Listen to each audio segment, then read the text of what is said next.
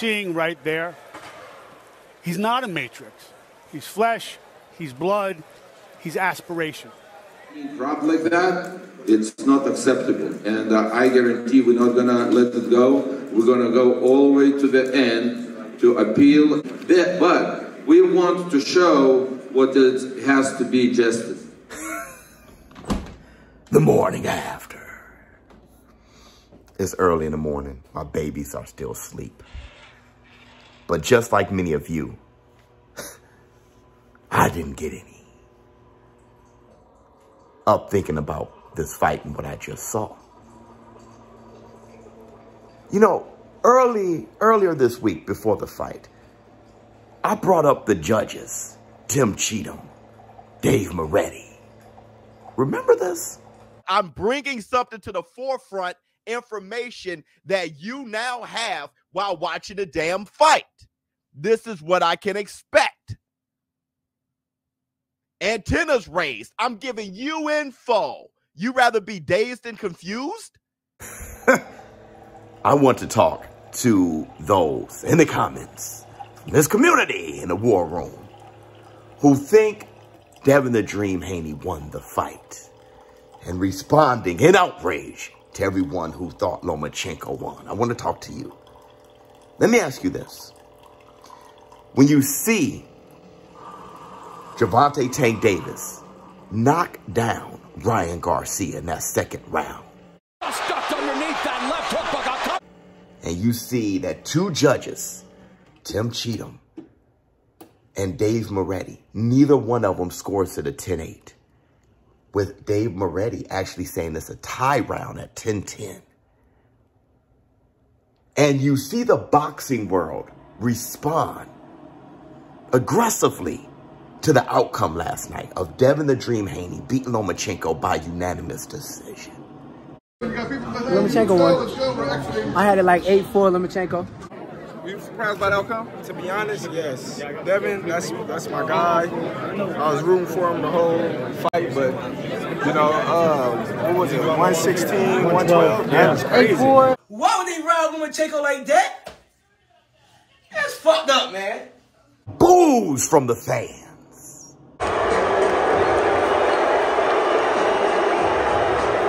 I hope you know you're disagreeing with everyone and riding with those judges, saying that they got it right.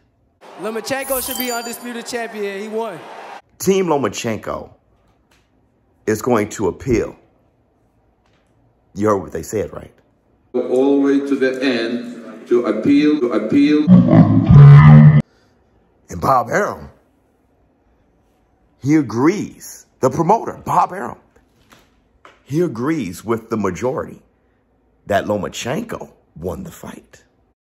How do you have it? I have Lomachenko winning. Huh?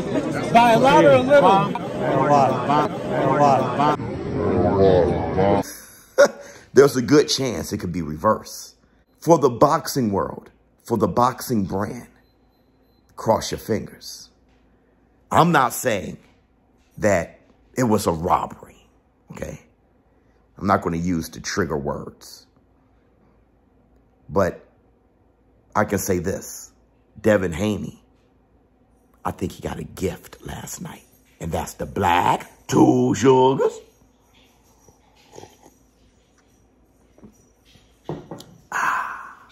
Now, at the most, the result of the fight can be reversed after the appeal, which would make Lomachenko the undisputed champion at lightweight. And I think that'd be justifiable. But at the least, what can happen is still great. And I'm saying at the least, what can happen is Tim Cheatham and Dave Moretti can be punished. Because there was another scorecard for undisputed bout earlier yesterday. We called the fight Katie Taylor and Cameron. Still the undisputed super lightweight. Those judges got it so right because we scored the fight in the war room and we said either it was a draw or Cameron won. And when you look at those scorecards, I've never seen a more accurate scorecard. One judge had it a draw. The other two judges had it 1 round in the favor of Cameron. And still, perfect on the nose scorecard. Why? Josh Taylor versus Jack Catterall. That was a robbery, clearly. And it was so heinous, so ridiculous, that there were action on the judges. Because of that, the disciplinary action caused for better judging in such an important fight in Ireland. Now look, I do want to make this clear. Devin Haney versus Lomachenko was a fantastic fight. Too bad that this controversy overshadowed it because the fight was fantastic. Devin Haney fought a great fight. So did Lomachenko. Also, the Haneys didn't do anything wrong.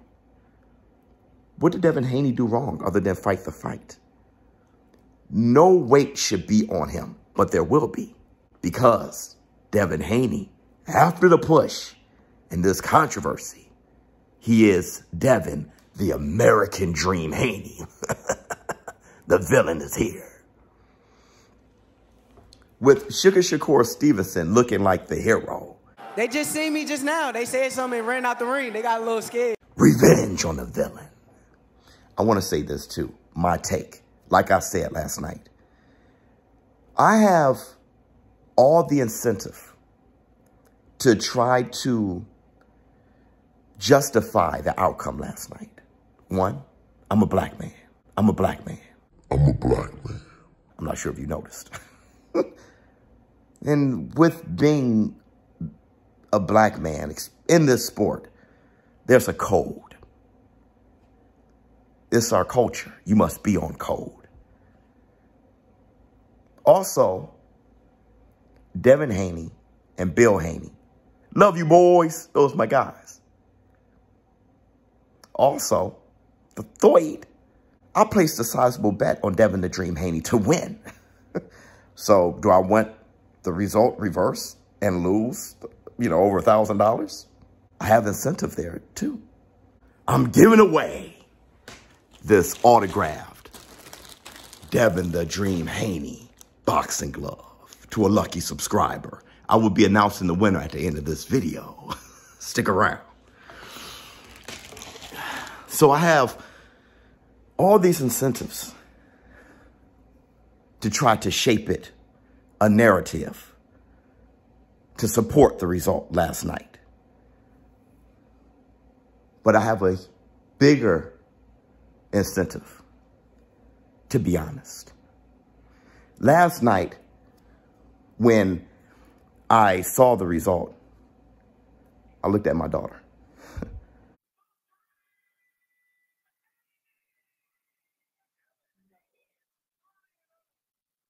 She loves boxing. She loves Devin Haney. She's a boxer herself, but she's young. And I saw a look on her face that I can only imagine being the same look that I had when Floyd Mayweather got the nod over Castillo, their first fight. Because see, Floyd Mayweather was one of my favorite fighters next to Roy Jones Jr. And I was confused and disappointed. I thought boxing did me wrong as a fan. And when I looked at my daughter, she looked at me. She had that look on her face. She represented to me everybody who is desperately, passionately holding on to faith that boxing is going to support them back. Because I'm going to tell you what I do on this channel. I promote the sport to be the #1 sport in the world. And if I say too many things against the sport, you see, that hurts my bottom line because boxing is my business.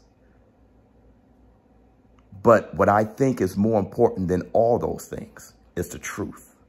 I was reminded of that when I looked at my daughter.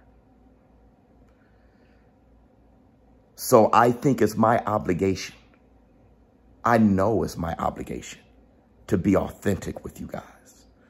And after I said what I said last night in my closing statement, to get you guys prepared for the morning after, and say I'm going to be in support of the truth and authenticity, my daughter looked at me and said, "Thank you, Daddy. I know I'm doing the right thing." Before I go, and before I announce who won the glove, I want to say this. I ask you guys to buy pay-per-views, support the sport and these fighters who put their lives on the line, give back to them as they're sacrificing so much to entertain you. Today,